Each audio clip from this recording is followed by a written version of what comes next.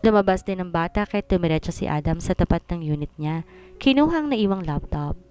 Paglabas niya, muntik siyang mapatalon dahil nasa tapat ng pinto niya, ang batang nakatingala sa kanya. "Hey, where's your mom?" Ulit niya pero di pa rin sumasagot ang bata. "Are you lost?" Napabuntong hininga siya, tinawakan na malambot na kamay ng bata. "Come, dadalhin kita sa baba." Sabi niya at binuhat si Kite saka maling bumalik sa elevator. Paglabas, dumiretso siya sa reception. "Miss, may naghahanap pa ng batang to?" "Ha? Wala naman ho." Sagot nito at di mawala ang tingin sa gwapong mukha ni Adam. "Miss, nagmamadali ako. Pwede bang maiwan ko ang batang to?" Pakiusap niya at nilapag si Kai. "Stay here, okay? Baka hanapin ka ng parents mo." Di siya makagalaw nung yakapin ni Kai ang kanang binti niya. "Sir, mukhang gusto niyang sumama sa'yo?" Nakangiting sabi ng receptionist. "Miss, baka hinahanap to ng mga magulang. Iwan ko sa ito, ha?" Yumuko siya at hinawakan ng bata sa magkabilang balikat. "Baby, stay here, okay? May lakad pa ako." Pinaupo niya ang bata sa tabi ng receptionist saka iniwan, pero biglang umiyak at tumakbo palapit sa kanya. "Hey, baby!" Nakangawing sabi niya dahil malilate na siya sa meeting. "Sir, ayaw magpaiwan." Pagmumura niya at saka kumuha ng business card. "Miss, hindi ko to kikidnapin, ha? Kapag hanapin ng magulang, kontakin nila ako. Babalik din ako after meeting, okay?" "Sure, sir. May CCTV naman hong hotel na to." Sabi nito at kinuha ang business card. Nagulat siya na makita ang pangalan ni Adam na may-ari ng buong building na to. "Hey, stop crying." Saway niya at binuhat ang bata palabas ng building. Sa backseat niya to sinakay. After 3 minutes, nasa CA company na sila. "You have to stay here kasi may gagawin pa ako, okay?" Malumanay na sabi niya sa bibigay na laroang nakuha sa opisina ng kapatid. Butit may mga laruan sa office ito dahil sa anak nito. Lalaki ang pamangkin pero may teddy bear naman kaya't pwede nitong ipahiram muna kay Kai. May candy rin at tinapay. "I'll be back. Manood ka lang ng TV at huwag kang magkakalat." Tumango ang bata kaya nakahinga siya na maluwag. Lumabas siya sa opisina at pumasok ng conference room. Pagdating niya, nagsitahimik ang mga dito. Kasamang head ng iba't ibang department and board of directors. "Sorry, I'm late." Paumanhin niya at naupo. First time niyang malate kaya hindi siya kampante dahil na 2 minuto pa lang naman. Napataas ang kanang kilay niya na may dumating pang 2. Kung di siya late, baka mapagsabihan niya mga to. "Shall we start?" Tanong ni Adam. "Ate, start na raw, kaya pwede ka nang lumabas." Sabi ni Rhea kahit napatingin silang lahat kay Kyla. "Bawal ata ang secretary lang dito kasi nasa higher level yung nandito." "She will stay," sagot ni Nick. Napatingin si Adam sa kamay nitong nakahawak sa kanang kamay ni Kyla pero pigilan. Napaismed siya na mapansin na maiksing pencil skirt nito. Ganito ba dapat ang suot ng mga secretary? "Ikaw lang yatang may secretary dito," sabi ni Rhea. "Labas lang ako." Paalam ni Kyla na hindi na nagpapigil pa kay Nick. Tama naman si Rhea, siya lang ang secretary nandito. Ewan ba niya kay Nick kung ba't nagpupumilit tong isama siya? "You know what? Para makatulong ka, why don't you just bring us coffee? Cappuccino para sa lahat," tanong ni Rhea. "Kukuha lang ako," sabi ni Kyla at lumabas. "Pag-usapin na natin ang problema kada department, nagmamadali ako," sabi ni Adam dahil lumilipad ang isip sa batang nasa loob ng opisina niya. Nasa kalagitnaan sila ng pagpupulong nang muling pumasok si Kyla na may dalang trolley kung saan nakapatong mga kape. "Thank you." Pasalamat ni Nick nang ilapag ni Kyla ang kape nitong in-order pa sa Starbucks. "Sir," sabi ni Kyla sabay lapag ng kape sa harap ni Adam. "I said cappuccino. Bakit may black coffee kang binili?" Tanong ni Rhea na makitang black coffee ang binigay ni Kyla sa CEO. Kinuha ni Adam ang kape at saka ininom. "I only drink black coffee." Seryosong mukhang wika ni Adam na napasulyap kay Kyla papalabas na. Na matapos ang meeting agad lumabas siya tumungo sa opisina pero napanganga na makakitang nakakalat sa sahig ang mga laruan at candy at basag pa ang isang figurin. "What the?" Gigil na wika niya pero di natuloy ang pagmumura na mapatingala si Kai sa kanya. Paunti-unting lumabito at maya-maya pa'y pumalahaw na ng iyak. "Uy, hey, huwag kang umiyak."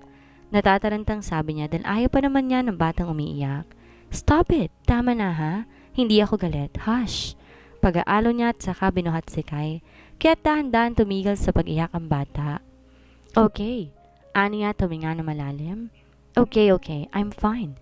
Sa sarili yata niya sinasabi yon. Kahit hindi talaga. Disiplinado siyang tao. Alam ng pamilya na ayaw niya sa makalat.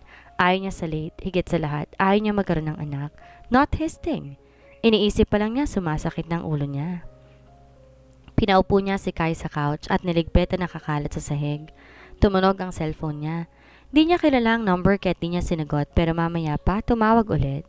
Yes, ines na pagsagot niya. Sir, sa imo daw ang bata ko? Hindi kita maintindihan. Tagalog or English please? Sagot ni Madam.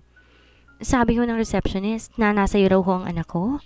Naiiyak nang sabi na nasa kabilang linya. Yup, and please take her na. Nasa work pa ho ako kung pwede lang. Ang yaya na lang niyang kumuha. Pakiusap nito. Sabihin mo lang ang address mo at pupuntahan ka niya. Alam mo ang CA company? Tanong ni Adam.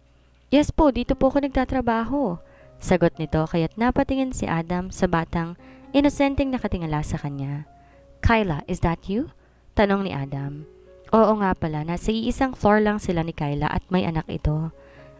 Kilala mo ko? Take your daughter here in my office, now. Pabalyaw na sabi ni Adam saka tinapos ang tawag. Nakarinig siya ng doorbell kaya't pinagbuksan niya to. Sir! Umahango sa sabi ni Kyla at agad na pinuntahan ng anak. Kai! Thanks God! Wala bang yaya yan at kung kani-kanino na lang sumasama? Naglalaba ho ang yaya niya at ang akala niya tulog pa ang bata. Pasensya na po. Napangiwi siya na makita ang basag na figurin. Babayaran ko na lang hong nabasag niya. You cannot afford. Honest na sabi ni Adam. Never mind. Anyway, lumapit siya sa table at kinuha ang folder. This is the divorce papers. Please sign it. Bilang bayad, bibigyan kita ng 5 milyon. Wag na ho. Ako ang dapat na magpasalamat dahil sobrang laki ng tulong na ginawa mo sa akin sa Madrid. Magalang na sabi ni Kyla. Hindi ko pinapunid ng pera.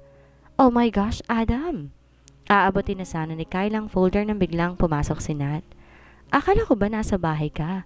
Oh, hello dear. Bati niya na mapatingin kay Kyla at kapag ko ay napasulyap sa bata. Oh my gosh, kaninong Barbie na anak to? Anak ko ho. Magalang na sagot ni Kyla na hanggang ngayon, nahihiya pa rin kay Nat dahil hindi niya natapos ang pag-aaral dahil nabuntis siya. Sayang lang ginastos ito sa kanya bilang working student. I see. May anak ka na pala, no? Tanong ni Nat. Pero balita ko, iniwan ka ng boyfriend mo noon. Yes po. How old is she? 4 years old po. Mag-5 na sa July. Oh, same age ng anak ko. Pero mas matanda siya ng 2 months sa baby boy ko. Sabi nito. Hala, ang ganda-ganda talaga niya. Parang gusto ko na tuloy magka-baby girl. Sayang at di ko nadalang baby ko. Hayaan mo, Kai. Isama ko sa susunod yung anak ko para may kalaro ka na. Pero may new boyfriend ka ba? Tanong ni Kat. Wala ho. Asawa? Tanong ni Nat. Napasulyap si Kyla kay Adam na pasimpleng binalik ang folder sa drawer nito. Lumabas ka na, Kyla. Isama mo ng anak mo, please. Utos ni Adam. Salamat ho ulit, sir. Pasalamat ng dalaga saka binuhat ang anak at lumabas. Napadpad ka, ate? Tanong ni Adam. Gusto lang kitang i-inform nagbabalak si Lola Christina na maghanap na mapapangasawa mo. Pagbabalita ni Nat. What? Bulalas niya. Alam mo, Adam, nag-worry talaga ang pamilya natin sa'yo dahil never ka pa nagkaroon ng girlfriend kahit iniisip ni Lola na baka, alam mo na, may tinatago kang relasyon na hindi sinasang-ayunan ng lahat. Tanggap ka naman namin kahit member ka ng Rainbow Color. Ate, naisip niyo talaga yon? Sa lubong ang kilay na sabi ni Adam. Ikaw naman kasi, wala ka pang pinakikilalang girlfriend, kaya't sa ayaw at gusto mo, papakasal ka talaga ni Lola sa iba kasi sabik na siyang magkaapo sa'yo. Alam mo namang ayaw ko ng mga bata. Seryosong sabi ni Adam. Ayaw rin niya ng responsibilidad sa mga babae dahil ang aarte ng mga to. Di talaga niya kaya magkaroon ng asawa kagaya ng pinsan nilang si Annalyn at itong kapatid niyang ubod ng tamad. No, he can't. Sa kanya na lang ipinapasang lahat ng responsibilidad ng kapatid niya. Kaya never niya naisip mag-asawa pa. Magiging mabuting tito na lang siya. But you have no choice. Kung ayaw mo sa bata, kahit asawa na lang. Tapos sa mga babaeng nirereto sa kanya ng lola niya, head over heels ang pagkagusto sa kanya. Ang weird man niya pero napaka-annoying talaga ng mga babae. Ang lakas makademand at hihingi sa kanya ng oras. Ayoko. Again, wala kang choice. Either maghanap ka ng mapapangasawa mo or si Lola maghahanap ng para sa'yo. Sabi ni Nat kaya't napahilamas na si Adam sa mukha. Ito ang problema. Masyadong pala desisyon ng lola niya. May iutos ka pa? Tanong ni Kyla nang pumasok sa opisina ni Nick. Okay lang bang hiramin ko si Kai mamaya? Tanong ni Nick. Gusto ko lang siyang bilhan ng laruan. Please, gusto kong bumawi sa anak natin.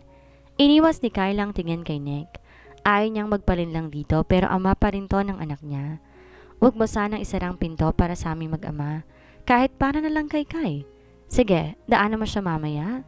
Pagpayag niya. You know na mahalaga siya sa akin, Nick. Siya na lang ang meron ako, sila ni tatay. Promise, gusto ko lang magpakaama. Daanan mo na lang after ng duty. Kyla, pwede bang sumama ka? Pakiusap ni Nick. Kasi hindi pa kami nagkasama ni Kai kaya baka umiyak siya. Siyempre kapag nandyan ka, walang problema, di ba? Ayokong pag-usapan tayo, sir. Kung gusto mong bumawi sa anak natin, kuhanin mong loob niya. Kahit ngayon lang. Mahirap makisama sa batang di ako ang kinalakan niya. Sana maunawaan mo ko. Naikuyom ni Kyla ang kamao. Ano pa bang pangunawang gusto nito?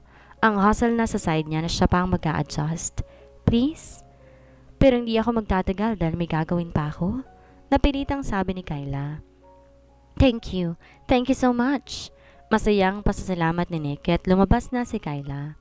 Alam mo bang may bali-balita? Gusto mo raw ang president natin? Bulong ni Winwin kay Kyla nang maupo ito. Sino nagsabi? Tanong niya. Di ko alam pero yun ang sabi ng ibang department sa baba, lalo na sa designing. Sagot ni Winwin. Dating magkaklase sina Sir Nick at Kyla, kaya magkakilala talaga sila. Huwag mo nga bigyan ng mali siya, saway ni Sam. Talaga? Bulalas ni Winwin. Tahimik na, baka marinig pa tayo. Saway ni Kyla. May boyfriend ka na ba, Kyla? Tanong ni Sam. Wala. Sagot niya at binuksan ang laptop. Napasulap siya kay Adam na kakalabas lang ng elevator. Asawa? Tanong ni Sam na di napansin ang pagdating ni Adam. May asawa ka na ba, Kyla? Wala. Mahinang sagot niya. Sana lang hindi narinig ni Adam. Di na bale, pareho naman silang single sa harap ng lahat eh. Isa pa nakakahiya kasi pinatulan siya ni Adam kahit pasabing tinulungan lang siya nito. Sobrang bait nito para ipahiram ang pangalan sa kanya. Napabuntong hininga siya na maalalang nakaraan sa Espanya. Nang uwian na, pinasakay siya ni Nick sa sasakyan para sunduin si Kai. Tamang-tama't nasa labas na si Kai kasama ng yaya nito. Iniwan nila ang yaya kahit silang tatlo na ang tumungo sa SM. Nagugutom ka na ba? Tanong ni Nick. Maglalaro muna si Kai tapos sa bahay na kami kakain, sagot niya. Dito na tayo mag-dinner, saan ba niya gusto? Sa McDo o sa Jollibee? Jollibee! Sagot ni Kai na buhat ni Nick. Good! Jollibee raw tayo later, sabi ng anak natin. Sabi ni Nick at gigil na kinurot ang kanang pisngi ni Kai. Salamat sa pagpayag, Kyla. Pasalamat ni Nick saka hinawakan ang kanang kamay ng dalaga pero agad na binawi ni Kyla. Para kay Kyla. Sabi ng dalaga na naaasiwang magkasama sila dahil baka may makakita sa kanila. Inayaan nilang maglaro si Kai kasama ng ibang bata. Tumabi si Nick sa kanya at ibinigay ang milk tea. Thanks. Pasalamat ni Kyla. Naalala mo ba nung napadpad tayo dito? Hindi. Tanggi ni Kyla kahit na hindi naman niya nalimutan. Sabi natin kapag magkaanak tayo, papalaroin natin siya nito. Nakangiting sabi ni Nick. So here we are. Huwag na natin pag-usapan na nakaraan. I love you, Kyla. Hanggang ngayon, mahal pa rin kita. Sabi ni Nick at lumapit sa dalaga pero umusod si Kyla. Bakit di mo ako bigyan ng chance? Kahit man lang para sa anak natin? Sa susunod, hindi na ako sasama sa inyo ni Kai. Mariing sabi niya na kahit anong pilit niyang pag-move on, di pa rin niya malimutan ang nangyari sa nakaraan. Are you okay? Tanong ni Nick nang mapansing na mamawi si Kyla. I'm fine. Gusto ko lang magpahinga na. Sagot niya sabay kuyom ng kamao. A cheater is always a cheater. Ilang beses nang nasangkot si Nick sa ibang babae, pero hindi niya nasaksihan kahit binaliwala lang niya. Pero iba ang sa kanila ni Rhea dahil nasaksihan niya mismo na ang dalawang mata ang panloloko nito. Sige, bira na lang natin ang laruan si Kai tapos ihahatid ko na kayo. Sabi ni Nick na gustuin mong makasama na matagal si Kyla, mukhang ito namang naghahanap ng dahilan para lumayo sa kanya. Di na bale, marami pa namang pagkakataon. Bulong niya sa isip habang tinititigan ang dalagang ilang taon niyang minahal pero hindi niya pinanindigan. Bakit nandito ka? May kailangan ka? Nick, may nakakita sa inyo ni Kyla kahapon, sabi ni Rhea. Ginala lang namin si Kai, sabi nito. Hindi pa ba sapat sa'yo na wala siyang pakialam sa'yo? Wala akong pakialam, Rhea. I loved her and I still love her. Mariing sabi ni Nick. What? Paano ko? Naiiyak na sabi ni Rhea. Alam mong hindi kita gusto. Please, Rhea, tama na. Sobra-sobra ng paghihirap ko sa'yo. Wow! So anong tingin mo sa akin, laruan? Don't tell me hindi mo ginusto ang mga nangyari sa atin. Lalaki lang ako, Rhea. Gusto ko lang na... Di nakagalaw si Nick nang mariing halikan siya ni Rhea sa mga labi. Bago pa man niya maitulak to na ipasok na ng dalagang kamay nito sa loob ng kanyang pantalon, kaya't napaungol siya bilang pagtutol. Agad tinulak niya si Rhea palayo. Let us stop this nonsense. Sorry but as long as gusto ng katawan mo, wala kang magagawa kundi sundin ang gusto ko. Nakangising sagot ni Rhea. Mahal mo pa si Kyla pero hanggat nandito ko, hindi mo kaya magpaka-loyal sa kanya. Malakas talaga ang loob niya lalo't alam niyang matindi rin ang pagnanasa ni Nick sa kanya. Madalas itong ipinagsigawan na bilang kapatid lang ang turing sa kanya, pero di yun ang sinisigaw ng katawan nito sa ibabaw ng kama. Kyla! Wika ni Nick nang pumasok na ang dalaga. Ito na ho ang kape mo. Sabi ni Kyla na kunwari wala sa loob si Rhea. Kung may kailangan ka sa labas lang ho ako, sir. Bye, Nick. See you later sa apartment ko. Makahulugang paalam ni Rhea. Di nakaligtas sa mata ni Kyla ang paghawak ito sa dibdib ni Nick habang inaayos ang jacket. Naunang lumabas si Kyla, dumiretso siya ng CR. Papasok na sana siya na mapansing sinusundan siya ni Rhea. Manang! Tawag ni Rhea kaya tumigil siya. May kailangan ka? If I were you, hindi na ako makikipagbalikan ka kay Nick. If you were me, ani Kyla at saka ngumiti. Bakit sa nakikita ko humahabol ka pa rin? Pero si Rhea ako, Manang. Lumaki akong minahal siya.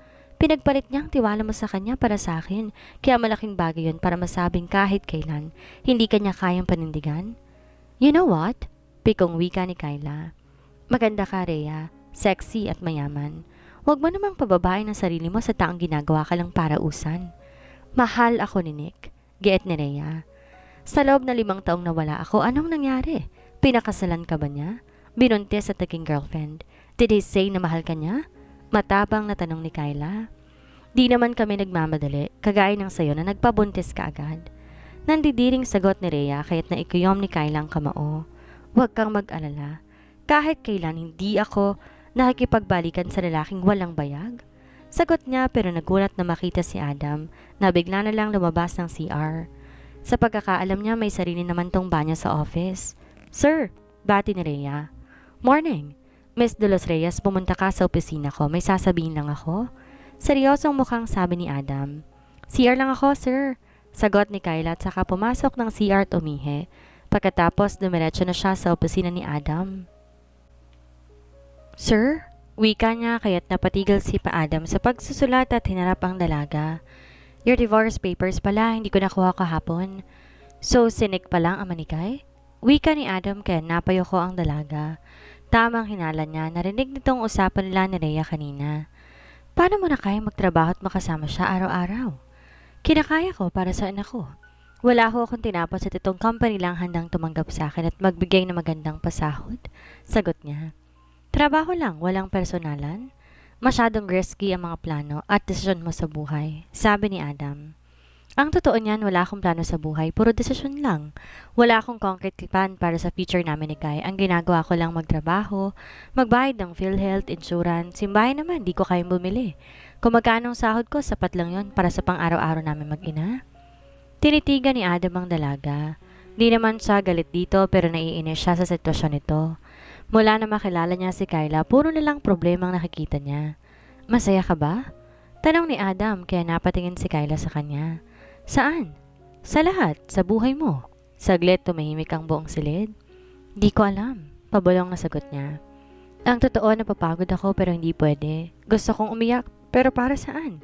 Naiinis ako na iinis dahil eto sila after 5 years. Masaya. Parang walang nangyari habang ako'y patuloy na nagdurusa. Gusto kong baguhin ang kabalaran ko. Gusto kong gumante sa kanila. Pero hindi ko kaya. Gusto ko rin maging masaya kahit saglit lang. Gusto kong malaman ano bang pakiramdam ng ginawa nila habang nag-cheat sila sa akin. Bakit parang ang saya nila? Naiiyak na sabi niya pero agad nang umiti at saka huminahon. I'm fine. Lahat naman tayo may pinagdaraanan. Alam ba ng mga parents na may anak kayo? Umiling si Kyla. kaya hindi nila sinusuportahan. Masyadong duwag si Nick para ipaalam noon. Hindi ba siya naghahabol ngayon? Gusto niyang bumawi sa anak namin. Nagpa-DNA siya para ilaban ang custody ng bata, pero ako na lang hinihintay niya magdesisyon bago ihabla sa korte. Wala akong magagawa, mayaman sila.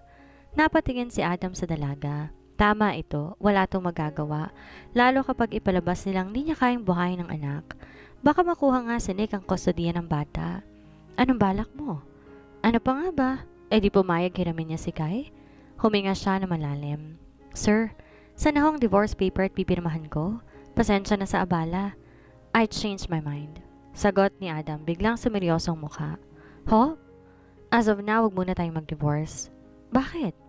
I'll pay you 5 million. Bigyan pa kitang house and lot sa Victor Subdivision bilang compensation. Sir, hindi kita maintindihan. Naguguluhang sabi niya. Let's stay married, Kyla. Pero, ipapakasal ako ng lola ko sa babaeng hindi ko kilala. Sir, I hate a married life, Kyla. Wala akong freedom. I hate kids. Pero kasal ho tayo. You're different, Kyla. Pinakasalan kita dahil kailangan, and besides with you, I still have my freedom. Never nagdemand ng pera, lalo na ng oras niya si Kyla. Grateful pa to dahil sa tulong niya, di na siya makanap pa ng ganitong klaseng setup. Isa pa, may anak ka na sa walang problema kung manghihingi sila ng apo. Pero, hindi ho ako mayaman. Nakakahiya na isa lang din palang mahirap at single mom ang papatunan mo. Wala naman pakailam ang pamilya ko sa background ng papakasalan ko. So what kung single mom? At least may instant baby na ako. Besides, alam naman natin, no feelings ang kasal natin. Isa pa, pwede kitang tulungan para makuha ang custody ni Kai. Legal na asawa mo ko? Sure ka ba, sir? Oo naman. Sige, pero wag na ho kayo magbigay ng pera. Pero yung house and lot, pwede bang tanggapin ko? Rich ka naman po eh. Sure, pero magbibigay pa rin ako ng pera. Wag na ho. Malaking tulong na ho sa akin ang pagpapakasal mo. Kung di dahil sa'yo, baka nasa kulungan pa rin ako, sabi niya. Ipapangalan ko kay Kai ang pera. She can use it kapag nasa tamang edad na siya. Hindi niya to matanggihan, lalo na't para naman sa anak niya. Di naman siguro maghihirap si Adam sa 5 milyon. Isa pa, milyonaryo na ito. Salamat po. Wala ba tayong contract na pipirmahan, yung kagaya sa TV? Kailangan pa ba yon, Kyla? Hindi na po. May tiwala naman ako sa'yo, pero ikaw, may tiwala ka ba sa akin, sir? Hindi ko ibibigay ang pangalan ko sa'yo kung wala. Sagot ni Adam. Kahit mahirap, alam niyang dito mapagsamantalang tao. Pero magde-divorce tayo anytime na gusto ko. Sure po, basta inform mo lang ako ha, pagpayag ni Kyla. Kapag wala ka na pong sasabihin, babalik na po ako sa table ko. Lumabas siya at naglakad patungo sa pwesto.